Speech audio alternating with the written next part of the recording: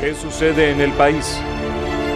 Tendencias del acontecer nacional en Análisis Situacional. Hoy nos acompaña Hernán Ezcarrá, profesor universitario en Derecho Constitucional, en doctorado y postdoctorado. Por segunda vez, presidente de la Comisión Constitucional de la Asamblea Nacional Constituyente y es miembro de la Comisión de Enlace con el Ejecutivo Nacional para la elaboración de las leyes que organicen los poderes públicos. Bienvenido, Germán. ¿Cómo estás? Me complace saludarte de nuevo. Igualmente. Además nos saludamos en la Asamblea Constituyente casi con todos frecuencia, los días, con mucha frecuencia. Uno de los constituyentes, el diputado Diosdado Cabello, recientemente anunció la posibilidad, o anunció su propuesta, para que se convocaran elecciones parlamentarias adelantadas, junto a las próximas elecciones presidenciales. ¿Esto es legal, es legítimo, es constitucional? Sí, ¿Es pertinente? En realidad es una propuesta que hace el constituyente Diosdado Cabello. Entiendo que lo hizo en un programa con Tania Valentina Díaz, que es también nuestra primera vicepresidenta y flamante vicepresidenta de la Asamblea Nacional Constituyente, por su experiencia, sobre todo talentosa en los medios de comunicación social y en esas áreas. Ahí lo que se planteó es casualmente el estudiar, evaluar la posibilidad de adelantar las elecciones parlamentarias. La verdad es que estamos en un proceso constituyente. El proceso constituyente se maneja con algunos conceptos que son invariables en el orden democrático. El primero de ellos es que el titular del poder constituyente es el pueblo, siempre. Que nosotros tenemos una serie de facultades en cuanto a asamblea, en cuanto a órgano colegiado, no en cuanto a individuos, y esas facultades, algunas supraconstitucionales, otras plenipotenciarias, permiten, de conformidad al artículo 347 de la Constitución, actuar en tres áreas. Una, que es con la que comienza la norma al referirse a la función de una asamblea constituyente, la transformación del Estado. La segunda, la modificación, reforma del orden jurídico. Y la tercera, la elaboración del proyecto de constitución que debe ser sometido a referéndum. Sí, hay quienes dicen que la misión, la tarea única y excluyente de una Asamblea Nacional Constituyente es solamente redactar la nueva Constitución, pero tiene otras competencias. No, pero además esa sería, en el derecho constitucional comparado, eso se entiende como el poder constituyente derivado. A mí no me gusta mucho esa clasificación, pero son reputados profesores internacionales que la mencionan. Y la verdad es que el poder constituyente nunca es derivado, es originario, como lo fue nuestra elección directamente por el pueblo. Aquí no hay nadie cooptado, ni hay nadie asignado, como ocurrió en muchos otros procesos constituyentes. Si eso lo tenemos claro, si está facultada la Constituyente entonces para redactar leyes, debemos entender con mucha claridad que estamos facultados para las leyes constitucionales, para los acuerdos constituyentes, para los decretos constituyentes, para los actos constituyentes en general, que no necesariamente son la elaboración del proyecto de constitución. ¿Y las parlamentarias? Bueno, en el caso de las parlamentarias, comparto la tesis de que se trata de una propuesta muy acertada en el orden estratégico, en el orden político, en el orden de la situación de un país casualmente acosado, como ha sido acosado, y con uno de los poderes en situación de rebeldía y contumacia, no solamente frente a las sentencias y decisiones del Poder Judicial en su más alta jerarquía, que es el Tribunal Supremo de Justicia, sino una actitud beligerante, muchas veces de buscar la desestabilización de las instituciones jurídicas republicanas, más grave aún, convirtiéndose a veces en foros, solicitando intervenciones extranjeras en nuestros asuntos internos, con lo que se viola todo el derecho internacional y, por supuesto, todo el derecho constitucional y el orden constitucional y democrático. De tal manera que es pertinente en el orden político. Sí. En el orden constitucional seguramente va a plantear un debate. Aquí lo que habría que definir es si nosotros entendemos que el poder constituyente es derivado y que sus límites no le permiten actuar en la organización de los poderes, con lo cual se desconocería el artículo 347 de la Constitución, que nos llama a transformar el Estado y reformar el orden jurídico, o por el contrario, como nosotros lo pensamos, el poder constituyente, que es la fuente primaria en el orden jurídico, puede organizar, puede transformar, puede intervenir, como además lo estamos haciendo en la Constitución, relación creo, en algunos a las leyes constitucionales. Abre la posibilidad de adelantar elecciones parlamentarias, de convocar. Sí, esa posibilidad existe, pero aquí sería una decisión de la Asamblea Nacional Constituyente actuando de conformidad a la parte final del artículo 347. Te quiero hacer un comentario muy breve. Hace creo que 2 meses, no sé si menos, nos visitó Jonathan Powell a la Comisión Constitucional y trajo al que fue ministro para Asuntos Constitucionales de Mandela en el proceso constituyente, Rudolf Mayer. Y él ahí nos dijo, no, nosotros asumimos inmediatamente no solo el elaborar una nueva constitución, sino también todas las leyes que había que dictar, nosotros las asumimos y finalmente asumimos al propio Parlamento hasta tanto terminara el proceso constituyente. Claro, de tal manera se trataba de una transición. Sí, hago este comentario porque no es una experiencia inédita, es una experiencia que se ha dado en muchos países.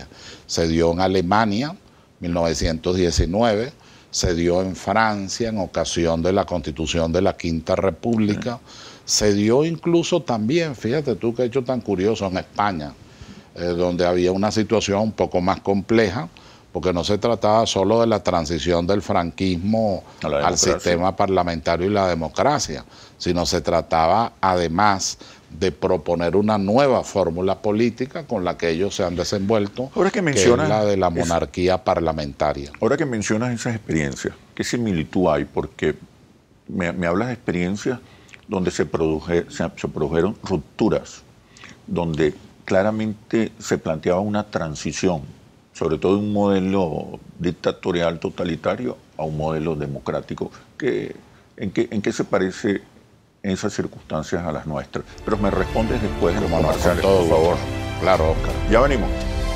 ¿Qué sucede en el país? Tendencias del acontecer nacional en Análisis Situacional. ¿Qué sucede en el país? Tendencias del acontecer nacional en Análisis Situacional. Te preguntaba, ¿qué similitudes hay, qué semejanzas hay entre lo que estamos viviendo ahora los venezolanos y esas experiencias que mencionas, Francia, España, Chile? ¿Qué hay de parecido? Sí. Bueno, porque aquellas eran producto de una ruptura y anunciaban una transición muy clara. Sí, Oscar, en Chile hay que tener cuidado porque es la misma constitución de Pinochet. Sí. Ellos han hecho algunas pequeñas modificaciones por la estructura muy mínima. Es un maquillaje. Increíble, en realidad permanece la constitución de la dictadura pinochetista. Ahora, habría que aclarar sobre este tema, habría que decir que en Venezuela en este momento no se trata de una ruptura. Lo que estamos es profundizando y perfeccionando la Constitución de 1999 en primer lugar. En segundo lugar, incorporando profundos cambios sociales, profundas transformaciones sociales, grandes reivindicaciones en el orden social. Entonces, de una reafirmación, consolidación, profundización del modelo. Así es. Es una profundización del modelo del Estado social y democrático de derecho y de justicia previsto en el artículo 2 de la Constitución de 1999. Por supuesto que hay que mejorar normas, hubo errores, que hay que decirlos con humildad. El artículo 302 y 303 constituyeron un error, porque se habla de la soberanía petrolera y no de los hidrocarburos, con lo cual quedaba el gas, entre otros asuntos, quedaba totalmente fuera de un régimen que debía protegerlo para beneficio colectivo de los venezolanos. De ahí que apareciera inmediatamente la Ley Orgánica de Hidrocarburos. Y en el 303 se establece también el principio de soberanía, pero no de independencia, y se abre prácticamente sin regulación alguna a la posibilidad de privatización de la propia PDVSA. Yo he insistido siempre en que este proceso de transformaciones tiene que incluir a otros sectores. Sí, esperamos que la nueva constitución realmente establezca. Yo creo que debe incluir. Que esto es un modelo que incluye. Así es, Oscar. Yo creo y que en el fondo es un modelo que debe ser respaldado por una amplia alianza de clases. Estoy de acuerdo contigo. La pluralidad social, en primer lugar, debe incluir al sector empresarial. Por supuesto, es un actor fundamental. Por cierto, nosotros tenemos en las constituyentes empresarios extraordinarios. No hay revolución, sino hay desarrollo de las fuerzas productivas. De las fuerzas o como productivas. Decía Lenin, venezolanizando a Lenin su discurso. Sin plática no hay revolución. Sin fuerzas productivas, sin desarrollo de las fuerzas productivas. Y la empresa privada tiene un rol a fundamental y estratégico. Fuerzas productivas. Pues nosotros somos la primera potencia energética del planeta. Nosotros tenemos recursos minerales preciosos, pero también estratégicos, que incluso no existen en otros países. Y que exigen inversiones, cuantiosas inversiones que el Estado ya no está en capacidad, de hacerlas. Es clave una alianza. Ni siquiera en el área petrolera. Todos nosotros sabemos que se requiere una enorme inversión que el para Estado no poder llevar adelante.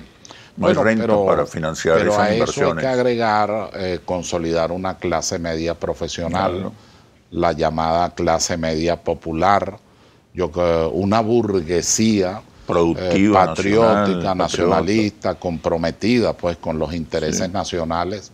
Es decir, hay que respetar en el orden de las grandes líneas constituyentes el principio del pluralismo social, también del pluralismo político. Y reafirmar el derecho a la propiedad privada y al emprendimiento. Así es, yo soy un ferviente creyente y apasionado creyente de la democracia pluralista. Me niego al sistema monocrático. Creo más en la democracia pluralista, inclusiva y con una gran capacidad de concertación ante los grandes intereses nacionales.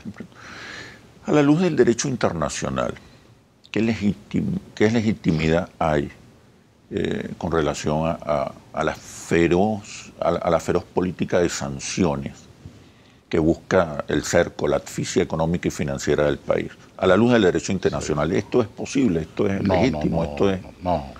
Es decir, lamentablemente tenemos un sistema internacional sumiso. Las Naciones Unidas tienen que ir a una reforma profunda, como también la Organización de Estados Americanos. Eso es lo que hace que se produzcan movimientos emergentes de carácter policéntrico frente a la idea unipolar y policial de tutelaje policial del mundo. Frente a esa idea debe oponerse la idea pluripolar con una gran capacidad de respeto a la soberanía, a la autodeterminación, a la independencia.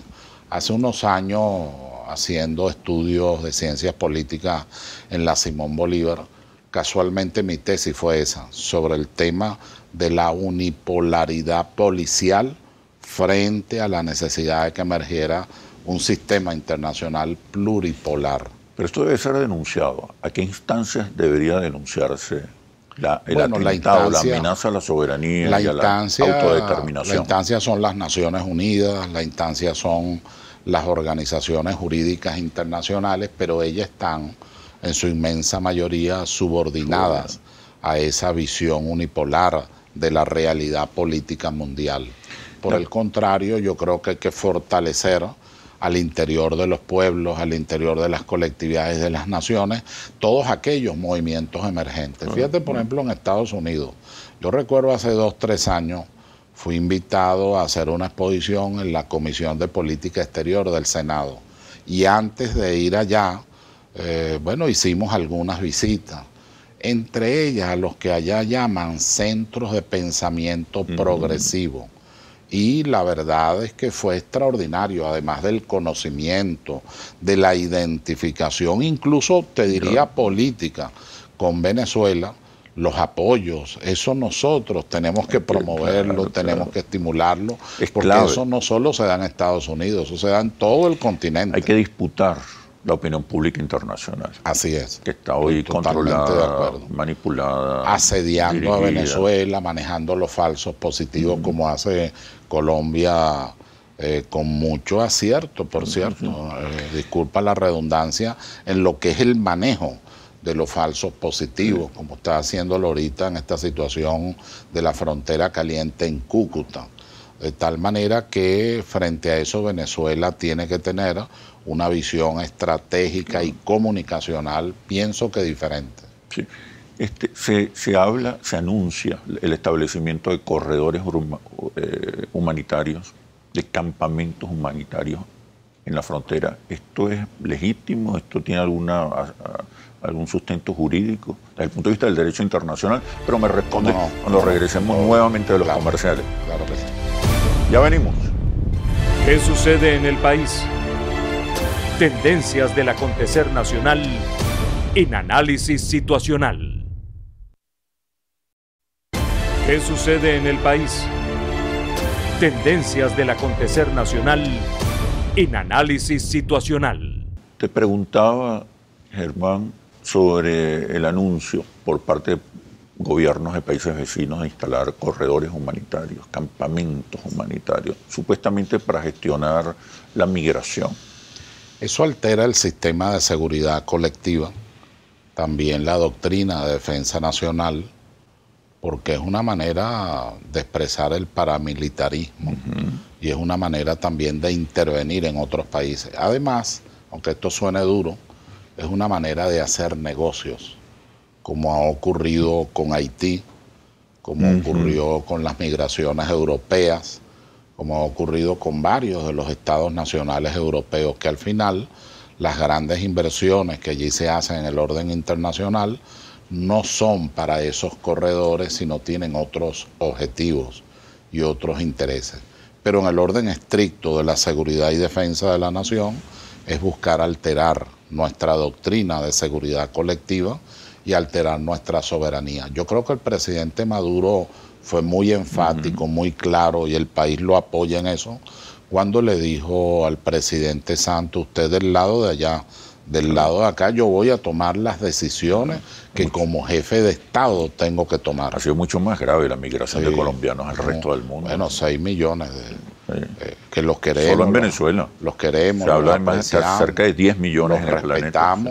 Pero sin lugar a dudas no se puede estar utilizando, como dices tú, con gran descaro este conflicto social y político para trasladarlo a una situación. Yo entiendo que estamos en una situación internacional, pues nuestro conflicto no es con la Mesa de la Unidad, no es con la oposición, nosotros tenemos un conflicto internacional y el presidente Maduro en realidad lo que está enfrentando es a la primera potencia del mundo y quizás la más grande que ha conocido la humanidad después del Imperio Romano. Muy rápido, para aclararle a los venezolanos, ¿en qué consiste esa comisión de enlace con el Ejecutivo Nacional para la elaboración de leyes que organicen los poderes públicos? De manera muy... Esa es una propuesta del presidente que la hizo en ocasión de la apertura judicial, y la idea es establecer las normas de comportamiento, de desarrollo organizacionales de cada uno de los poderes como existe en todos los países. La habrá del Poder Ejecutivo, la habrá del Poder Legislativo. En el Poder Legislativo lo prevé directamente la Constitución. El Poder Judicial tiene, por supuesto, la Ley Orgánica del Tribunal Supremo de Justicia, eso hay que ampliarlo, por supuesto, y lo mismo ocurre con el poder electoral y el poder ciudadano. No está amenazada la independencia No, ni para la división nada. de los poderes. Acuérdate que ese es un dogma, ese es un principio. Yo creo, al igual que la Revolución Francesa, en aquella declaración de 1789, donde no hay autonomía ni independencia de los poderes, no hay constitución.